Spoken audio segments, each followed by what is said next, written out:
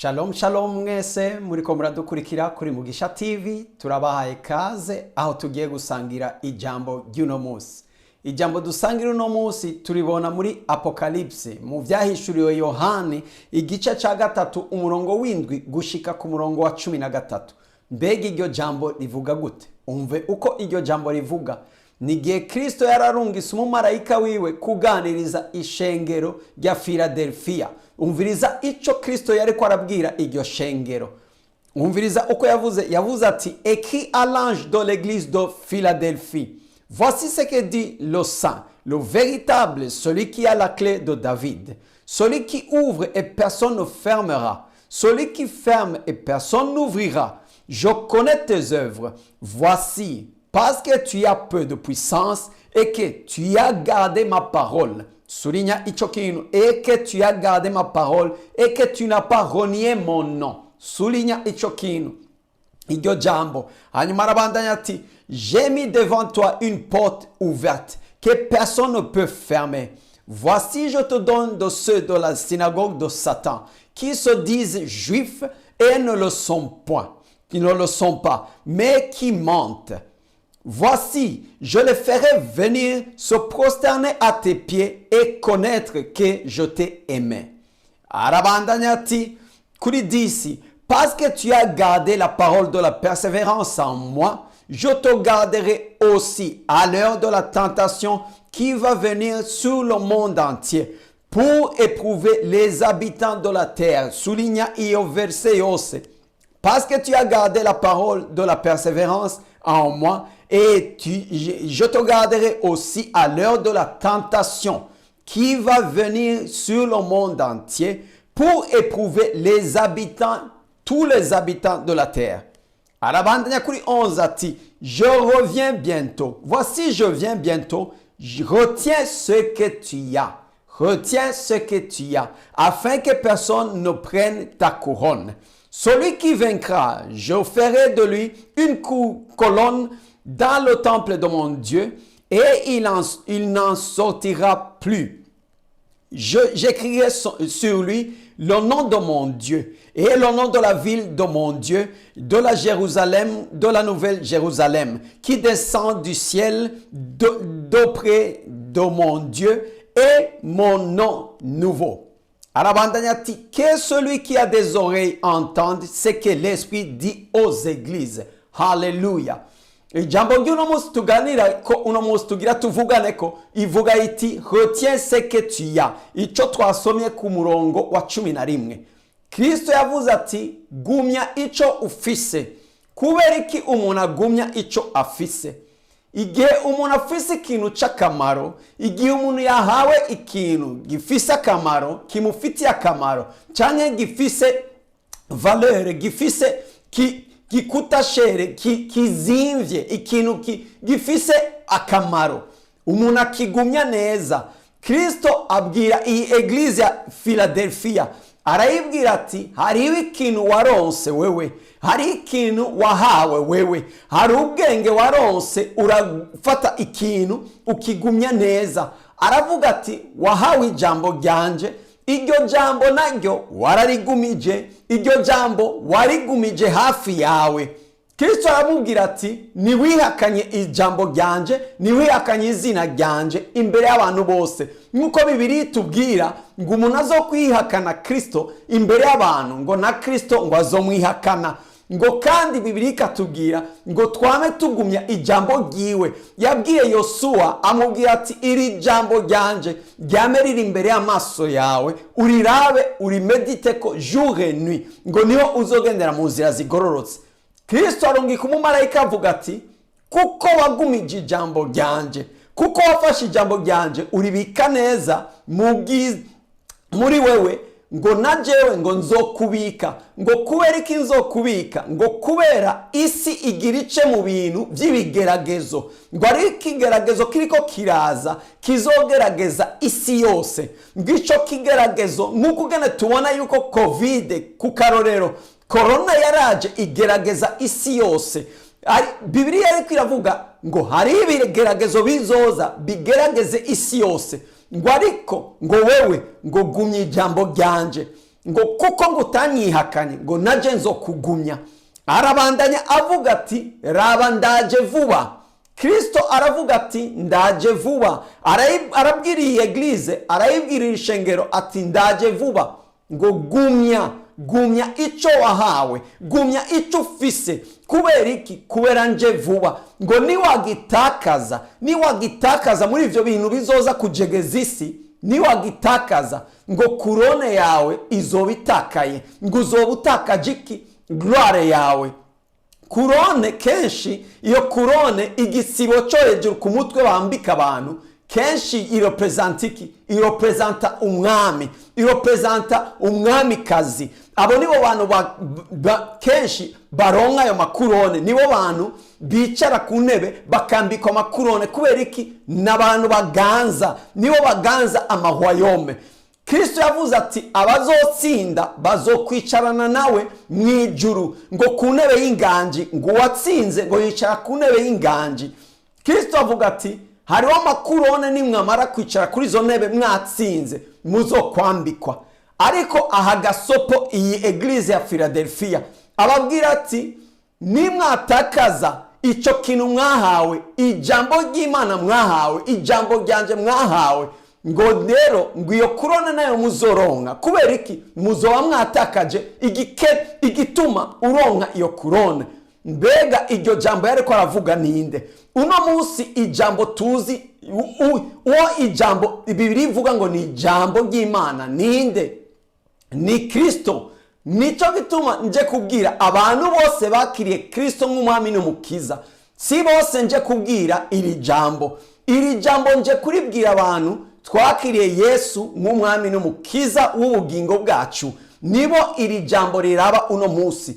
Igihe wakiriye umwami Yesu nk'umwami n'umukiza, hariho ikintu Imana iguha, hariho trezoro Imana iguha ikakubitsa, ikakubwira iti ndaguhaye ijambo ryanje. Nk'uko Imana yahaye ijambo iyi eglise ya Philadelphia, iyi shengero ya Philadelphia yaronse ijambo ry'Imana. Aravuga ati gumya ico wahawe. Nk'uko wewe wahawe nde? Wahawe Kristo. Wakiriye Kristo nk'umwami n'umukiza w'ubugingo bwawe, utegerezwa kumugumya. Ikigoye si ukwakira Yesu. Kenshi twiyumvira yuko ikigoye ni ukwakira Yesu nk'umwami n'umukiza. No, ukwakira Yesu nk'umwami n'umukiza ni ibintu vyoroshe, nakanya isase urashobora kumwakira. Ariko ikigoye ni giki? Ikigoye no kugumya ico wahawe, kugumya Yesu wahawe nk'umwami n'umukiza, uwo wemeye nk'umwami n'umukiza. Kumugumya nivyo bigoye, kugendana nawe nivyo bigoye, gukurikira inzira yiwe nivyo bigoye. Aha rero Kristo aramubwira ati ico wahawe waragihawe. Byari byoroshe kuronka ijambo ryanje, ariko ikigoye si ivyo. Ikigoye nuko ugumya ugapersevera gushika ku mwisho, ngo kuko ndiko ndaza vuba, ndiko ndaza. Uzogumya ivyanje niwe azoronka kurone. Kristo aratwereka yuko ico twahawe ni ikintu c'agaciro, ni ikintu kidakwiye gukinishwa, ni ikintu kidakwiye gufatwa minenegwe. Araduha akarorero ngaha muri Matayo, aratwereka neza uko ubwami bw'ijuru bumeze, aratwereka ico twahawe ico arico, aratwereka akarorero katwereka neza uko dukwiye kugumya ibintu twahawe. Umviriza uko yavuze muri Matayo 13 umurongo wa 44 kubandanya kushika kuri 50. Umviriza uko yabwiye abantu ati le royaume des cieux est encore semblable à un trésor. Trésor ni ikintu c'agaciro, ikintu kidakinishwa, kidatabwa aho babonye hose.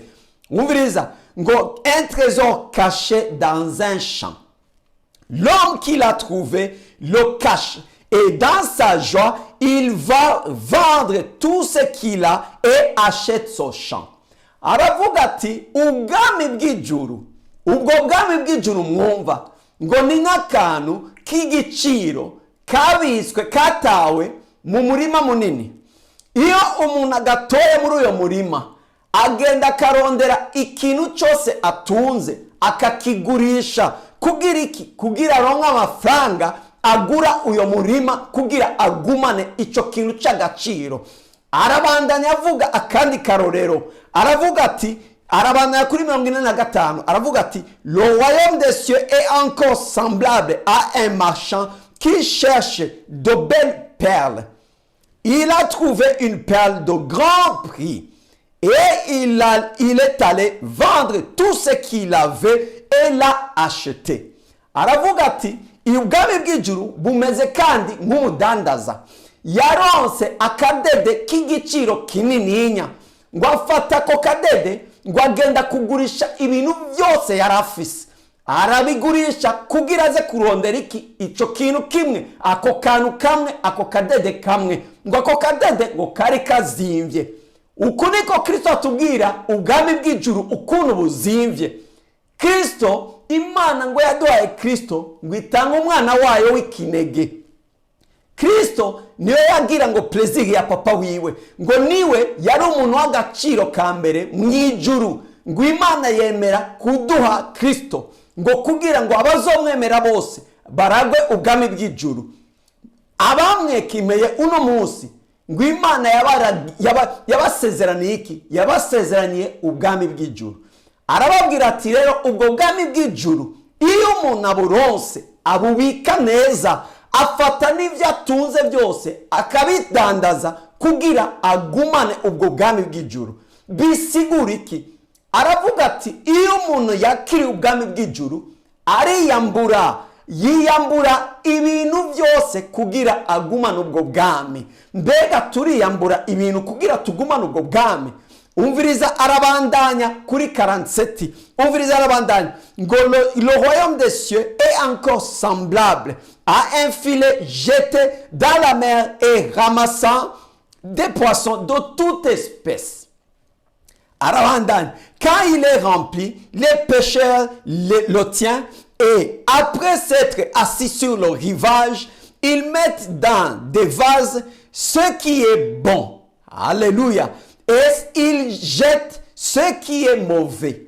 Arabandanya, il en sera de même à la fin du monde. Umviriza rero, abanje arababwira ati ubwami bw'ijuru bumeze gute? Kandi bumeze nk'umuntu w'umurovyi. Iyo agiye kuroba atera urusenga rukazana ibintu bitandukanye. Hariho amafi meza, hariho amafi mabi, hariho ubucafu mu rusenga, hariho igihe ugakwega ivyatsi, ugakwega amatope, ugakwega ivyondo. Aravuga ati iyo umuntu ateye urusenga akwega ibintu byinshi, ngo n'ubwami bw'Imana nuko on. Iyo Imana irekuye ijambo, iryo jambo riramanuka rigafata abantu benshi, rigakora ku bantu benshi. Niho handi wumva abantu ngo bakijijwe ari benshi muri masse, abantu ijambo ryabwirijwe muri eglise rikwega abantu benshi baraza kwihana. Ariko mu kwihana ngo urumva Bibiliya itubwira ngo abari muri Kristo Yesu baba babaye ivyaremwe bisha, ngo ivya kera biba vyarangiye, ngo he byose biba vyabaye bishasha. Kubera iki? Igihe rero Imana itaye ijambo ryayo nk'ukugene yabwiye eglise ya Philadelphia, igihe Imana irekuye ijambo ryayo, hariho abagumya iryo jambo bagatangura bakarigenderamwo, bakiyambura ibintu nk'ukugene umuntu yiyambura, nk'ukugene twumvise aba bantu baronse akantu k'agaciro, ikintu c'igiciro, biyambura ibyo bari bafise kugira bagumye ikintu c'igiciro. Aravuga ati icyo gihe royaume y'Imana, ubwami bw'Imana bumeze nk'uyo muntu aroba, nk'uko gene Imana ishobora gutera iryo jambo bigafata abantu benshi bakaja kwihana. Kwihana nikiraba ikibazo, ivyo onye sico kibazo, no. Kwihana benshi baraza kwa Kristo kwakira umwami Yesu nk'umwami n'umukiza. Ariko Yesu arabandanya atubwira ati iyo umuntu amaze kugira ivyo, hari ivyo yiyambura.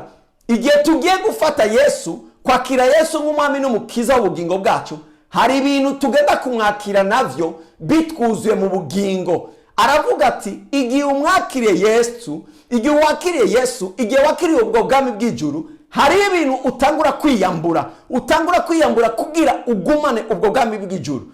Arababwira ati umviriza rero ukuntu bimeze. Uyo murobyi aratera urusenga rugakwega benshi, harimo vyiza muri urwo rusenga, harimo n'ibibi, ngo byose ngo arabizana. Abizanye ngo acagenda kuri boro, ngo acagenda kuri rivage, ngo akicara, ngo agatangura gutoranya, ngo agakuramo vyiza agakuramo na bibi, byose akabisepara, akabitandukanya. Kubera iki? Umviriza, arabandanya avuga rero uko ibintu bimeze iyo umuntu atiyambuye. Kubera iki?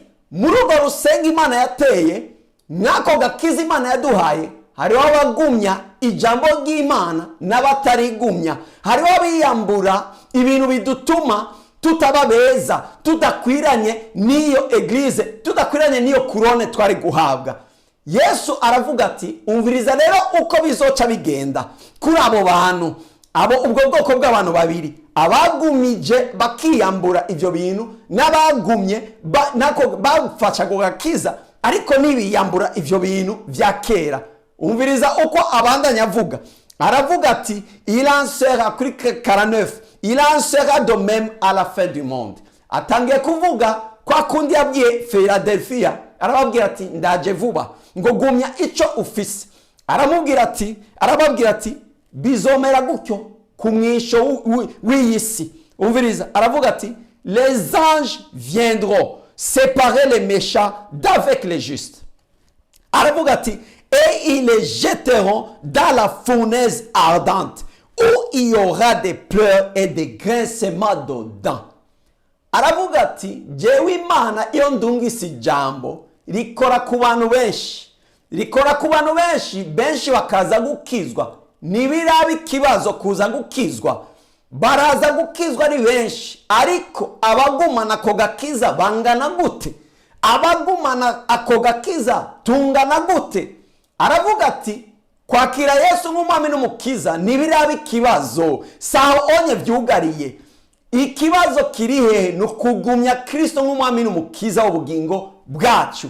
Aravuga ati rero igihe kiraje aho hazoba gutandukanya abanse kwiyambura ikibi kugira bagumana ubwami bw'ijuru, abanse kudandaza ibintu byabo kugira bagumana ubwami bw'ijuru, abanse kwiyambura kugira bagumana ubwami bw'ijuru. Aravuga ati igihe kiraje vuba aho nzotandukanya abantu, ntibizosubira kuba mu gikundi. Nk'uko ugana benshi tuja muri eglise dufise ibintu bitandukanye muri twebwe. Twese nitwakiriye Yesu nk'umwami n'umukiza, twese turashobora kuba twarakiriye Yesu nk'umwami n'umukiza w'ubugingo, ariko bamwe bariyambuye abandi batariyambura. Abamwe bagumije agakiza abandi batakagumije, bigenza uko bishakiye, abandi bagororotse. Imana iravuga iti uko niko bizogenda vuba cyane ninagaruka, hazoba gutandukanya. Kubera iki? Kubera hariho abazoronka amakurone n'abandi batazoronka ibisibo. Hariho abantu bazoronka ibisibo n'abandi batazoronka, bazoba disqualifié. Kubera iki? Abo bantu agakiza kabo ni kari authentique. Abo bantu bazoba disqualifié, abo bantu bazoneshwa n'abantu bakiri ijambo ry'Imana ariko nibarigumya, nibarigenderamwo, nibarikurikiza nk'uko ijambo ry'Imana rivuga, dukurikire uko ijambo rivuga. Abo bantu niko ngo bazomera, bazotabwa hanze ahari kurya imisaya no kurira mosozi, ngo aho niryo herezo ry'abo bantu. Kristo araduha akarorero kukuntu umuntu iyo akijije by'ukuri yemeye Yesu nk'umwami n'umukiza uko bitegerezwa kugenda. Hariho ukuntu bitegerezwa kugenda iyo wakiriye Yesu nk'umwami n'umukiza. Umviriza akarorero kabiberekana neza. Yesu yerekanye neza uko iyo agakiza kinjiye mu rugo rwawe, iyo agakiza kinjiye mu bugingo bwawe, uko umuntu ategerezwa kumera by'ukuri kugira ngo kijya gisibo akironke. Umviriza uko byagenze kuri Zakayo, umviriza uko byagenze kuri Luka 19:1 gushika kuri 10. Aravuga ati Jésus étant entré dans Jéricho traversait la ville. Et voici un homme riche. Vuga uti un homme riche. Un homme riche appelé Zachée, chef des publicains, cherchait à voir qui était Jésus. Mais il ne pouvait y parvenir à cause de la foule, car il était de petite taille. Alléluia. Il courut en avant et monta sur un sycomore pour le voir parce qu'il devait passer par là. Lorsque Jésus fut arrivé à cet endroit, il leva les yeux et lui dit, « Zachée, hâte-toi de descendre, car il faut que je demeure aujourd'hui dans ta maison. » Zachée se hâta de descendre et le reçut avec joie. Alléluia. On veut ça. Voyant cela, tous murmuraient et disaient, il est allé loger chez un homme pécheur. Souligna ichokinu, chez un homme pécheur. Arabandanya, mais Zachée se tenant devant le Seigneur, lui dit, umviriza rero iyo agakiza kinjiye mu muntu, iyo umuntu yakiriye agakiza vy'ukuri, aravuga ati, mais Zachée se tenant devant le Seigneur, lui dit, voici, Seigneur, je donne aux pauvres la moitié de mes biens, et si j'ai fait tort, umviriza, si j'ai fait tort de quelque chose à quelqu'un, je lui rendrai le quadruple. Yesu aravuga ati, Jésus lui dit, le salut est entré aujourd'hui dans cette maison. Et parce que celui-ci est aussi un fils d'Abraham, car le Fils de l'homme est venu chercher et sauver ceux qui étaient perdus. Alléluia, alléluia. Turumva inkuru ya Zakayo. Yesu atwereka uko ibintu bigenda. Aravuga ati yahuye na Zakayo. Zakayo ngo karakanu kagufinya ngo ariko ngo kari gatunze ibintu byinshi. Bibiliya itangwa itubwira uko yaratunze, yatubwiye ngo aratunze, ngo yari umuntu atunze. Mbega ubwo butunzi bwa Zakayo yabukuye hehe? Urumva ubwo butunzi Zakayo yaburonse hehe? Mu busuma. Yari ubutunzi butabereye Imana, butari mu nzira y'ukuri, mu nzira nziza. Zakayo ayumva ibya Yesu, aragenda kubera yari mugufi adashobora kumushikira Yesu, aragenda aduga ku giti kugira murabe uyo Yesu ninde. Nubwo yari umutunzi, yemeye guca bugufi aduga igiti kugira arabe umwami n'umukiza. Yesu aramubona avuga ati, muri uyu muntu hari ikintu ngira nkore, hari ikintu ngira nerekane. Amubwira ati, ingo kubera iki naje gukiza abanyabyaha. Aramubwira ati, ingo ndakwereke, uno munsi agakiza karinjira iwawe, uno munsi ingo tujani iwawe. Zakayo amwakira Yesu amutwara iwiwe, baricara. Zakayo icambere yakoze ni iki? Yabwiye Yesu ati, ubu butunzi uri kurabona nakuzanyemwo si ubwanje, kubera iki? Ibi nivyo nanyaza abantu. Aramubwira ati, kubera winjiye mu bugingo bwanje, kubera winjiye mu nzu yanje, reka kwanza mbanze niyambure ikibi, mbanze kwanza nikureho ico kintu cyose cyotuma utagumana nanje, cyotuma uncisha mwijisho. Zakayo abwira Yesu ati, mbanje kwanza kwiyambura, mbanza kwanza kwiyambura ibi bintu byose nanyaze. Yesu abwira abantu ati, uraba rero ibyabaye, kubera ninjiye mu bugingo bwiwe, atangiye gutunganya ubugingo bwiwe. Kubera iki? Kuko nico Kristo cyari ashaka gushikako, nico Kristo yashaka gushikako. Igihe Kristo aduhaye agakiza, igihe twakiriye Yesu nk'umwami n'umukiza, icyo Imana ibishaka ni iki? Nuko dutunganya ubugingo bwacu, twiyambure icyo kintu cyose kidahwanye n'ako gakiza twahawe, kidahuye n'ibyo ako gakiza twahawe gasaba. Yesu aravuga ati, agakiza uno munsi kinjiye mu nzu ya Zakayo. Kubera iki? Kubera iki Kristo yabigize gutyo? Kugira yigishe twese kugira twese atwigishe uko igihe umuntu yakiriye agakiza ategerezwa kwiyambura ikintu cyose kugira ngo agumye ako gakiza. Nibyo yashatse kutwigisha. Mbega wewe wakiriye Yesu nk'umwami n'umukiza, uragumije agakiza wahawe? Mbega jewe, mbega wewe, tubazanye, mbega turagumanye agakiza twahawe? Mbega ico kintu twahawe, amaraso ya Yesu, ngo amaraso y'igiciro kinininya twakowe, mbega turayagumanye? Mbega ari kumwe natwe? Mbega turacari kumwe nawe? Mbega ubwo bwami twarazwe, mbega turacabufise? Yesu yavuze ati agiye mu ijuru kudutegurira aho tuzoba, ngo aho azoba ngo niyo natwebwe tuzoba. Mbega twaragumanye iyo sezerano? Mbega turagumanye ayo mabanga? Mbega ivyo yatubwiye turabigumanye? Mbega twarabigumanye? Amajambo yadusigiye twarayagumanye? Nico gituma uno munsi nje kukubwira, nkuko Imana yarungise umumarayika abwira iyi shengero ya Philadelphia, gumana ico wahawe.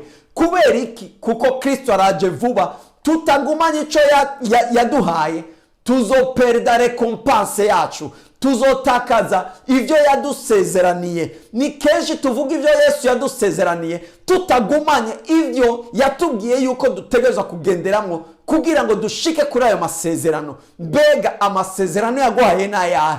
Uragumanye ijambo ryiwe? Mbega ijambo ryiwe urarigumana? Mbega urafise ijambo yakubwiye? Mbega ivyo yakubwiye ukurikize urabigumana, urabigenderamwo? Mbega iyo niyo ngorane ihari. Dushaka amakurone ariko tudashaka kugumana ijambo ryiwe.